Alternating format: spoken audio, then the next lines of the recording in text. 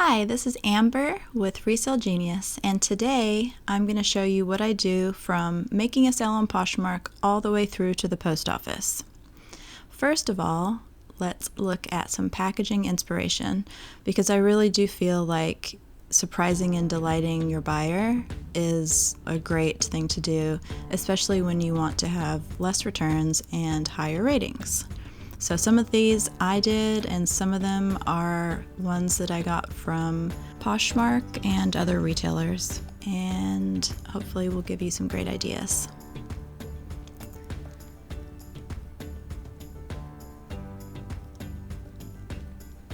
I love that pink one. Some great packaging. Okay, so I sold a pair of Gucci boots. They were used, so I sold them for under retail, but it's a great way to, get rid of things that you don't wear anymore. So there's my listing. I print the label out on adhesive paper. That way I can stick it right to the box. And these are just some things that I use for all of my packaging and my sales. So the bubbles you get from Amazon, bubble wrap, tissue. I had to use a different box rather than the free USPS box because the shoe box was way too big. Gucci boxes are huge. But yeah, those are all the tools that I use typically. Now, the first step that I do is bubble wrap the item. And, any sneakerheads out there will know how important it is to, keep the shoebox as pristine as possible.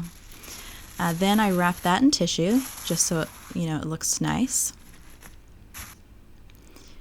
And here is my sticker collection. So some of these I've actually made myself, and others I bought, in bulk for cheap. But I always, have a collection of stickers because I typically use about 3 to 4. So I'll seal the package with a sticker, like seal the tissue.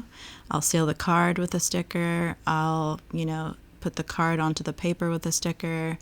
If I have a gift, I'll put a sticker on it. So thank you. Stickers are a hot commodity in my household. And I like to wrap my packages with like 2-inch white ribbon, satin ribbon, because I feel like it gives it a really luxury feel. And typically when I'm doing a thank you card, I'll just use a single postcard type card, and I always write a handwritten thank you note because I feel like it is a special touch, and I always make it personalized to them. So I use their name and I talk about what they bought.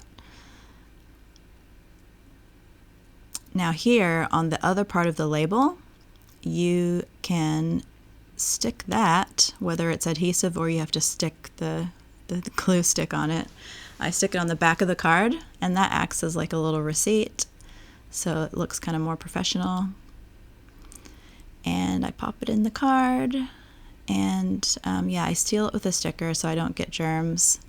Now, of course, you want to put their name on the card and on the front, and if you are using like a QR code or something like that, you might not have their name on the label, but you can always find it on their Poshmark About Me or their Meet the Posher. Now here we get into gift of purchase. So a lot of people are against gift of purchase, but I feel like, surprising and delighting my buyer is really important. Now there's something in psychology called the law of reciprocity. Sorry, I can't say that. And basically what it means is that if you give something to somebody, they naturally have a kind of like a psychological response to want to give back to you. And so that means that they are less likely to return, and they are more likely to give you a rating. Now, I don't do it for ratings, but that's obviously a nice perk. So recently, I've been making these bracelets, and I'm getting the materials on Temu, which is an app that is very, very cheap. You can get charms and these little bracelets and jump rings for very inexpensive. And I've been using like the boho evil eye because that's really kind of popular right now.